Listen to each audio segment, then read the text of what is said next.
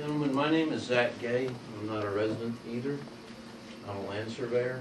I've had the opportunity to work with Renee on a professional basis.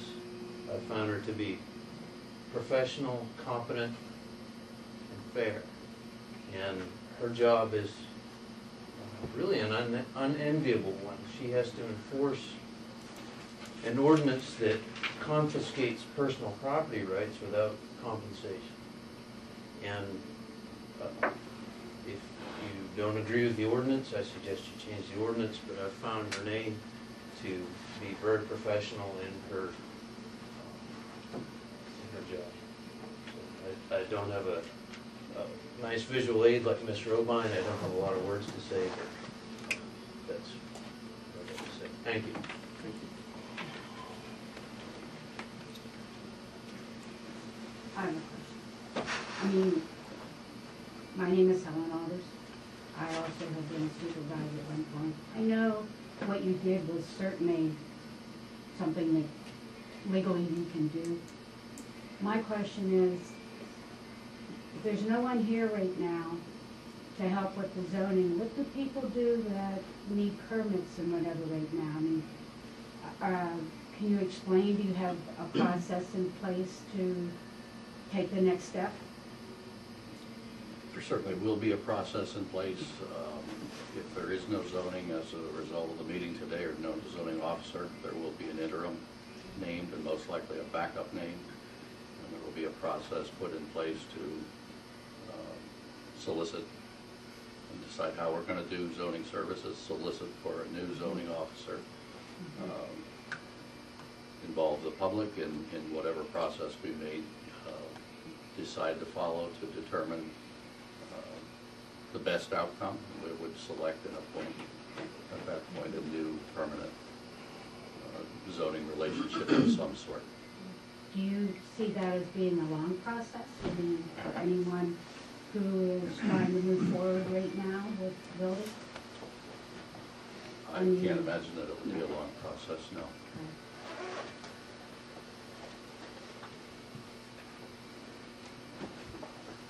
Yeah, my name's Gary Swing with McKee Group. We have the Village of Nittany Glen over on Fillmore Road. So speaking for the developers of the area, or at least ourselves, because they brought up here was as far as permits go. We submitted a permit last week for building and zoning review, and I have another one in my hand. And our claim to fame is quick delivery. And we just want to make sure, for speaking for the McKee Group, we've had no problems with the township for the past 7 years as far as expediting getting our permits and everything in a timely manner. So that's the only thing I want to speak to. And we're just concerned about, we're out of Philadelphia, about continuing with, being able to have our delivery homes. It's been a tough market, and that's what keeps us going. Thank you. In the back. My name's Pete Nabrowski. I live right down the road, and I am in Benner Township. And I'm kind of curious, and I'd like you to answer this question. Why would you just decide that you don't want an employee who is working someplace, and obviously very competently, for 20 years? If you don't like something that she's doing, you talk with her about it and ask her to improve it. If that doesn't work, then you give her a letter for her file. If that doesn't work, you give her another letter for her file. But to my knowledge, and I haven't seen her personnel file, and I'm not interested in seeing it, but how can you morally justify taking an employee who has done no wrong as far as the public is aware of, and just decide you're going to eliminate a job? How do you do that? How do you justify that? We're not eliminating a job. We're not eliminating a position, and I don't think it's fair to characterize this as a performance-based decision. What this is a new board of supervisors with a new vision on how to deliver zoning services. And we're talking about a status quo here. It's a 20-year status quo. It's not always necessarily a good thing, and so we're we're looking to make some changes to get an employee or two, or however we deliver services that we're comfortable with. How can you do that without giving the existing employee the opportunity to meet the objectives that you're setting forth, which obviously none of us know what those objectives are at this point? It's just a big blank slate. We just know that you don't like Renee for some reason. I don't think it's fair to conclude that, no. What else are we to conclude, though? Correct.